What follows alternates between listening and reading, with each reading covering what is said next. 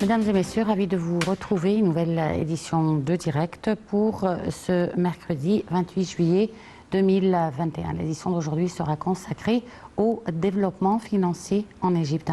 Pour parler de ce sujet, nous avons le plaisir d'avoir avec nous Monsieur Negui Victor, architecte. Nous sommes ravis de vous avoir avec nous. Merci.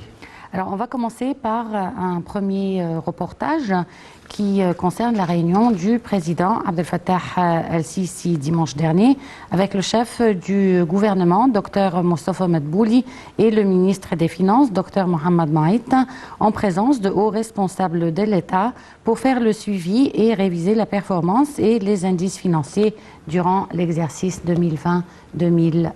Un reportage.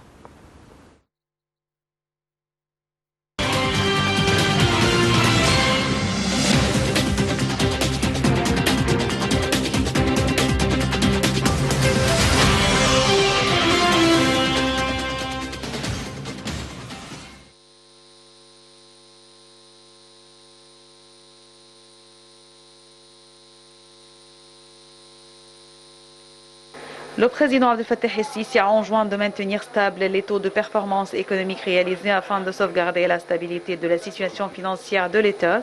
Il a également mis l'accent sur l'importance de la modernisation régulière des mécanismes de gouvernance des données du PIB.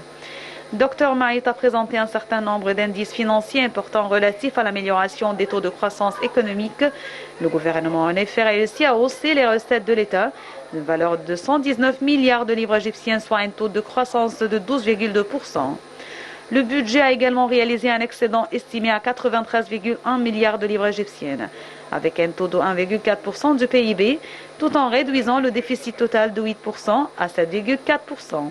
Et le ministre des Finances d'affirmer que l'Égypte est parmi les meilleurs pays ayant réussi à baisser les taux de la dette du produit intérieur brut, et ce en dépit de la pandémie du coronavirus qui a eu ses impacts sur les taux de croissance économique et sur les dépenses, ce qui a haussé les dettes de plusieurs pays. L'Égypte, par contre, a réussi à hausser la compétence de la gestion de la dette publique en diversifiant les outils locaux et internationaux.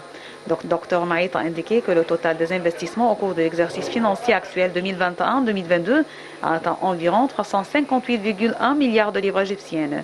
Le président a instruit à cet effet à poursuivre la hausse des fonds alloués aux investissements publics, ce qui aiderait à répondre aux exigences du développement dans le cadre de la vision de l'Égypte 2023.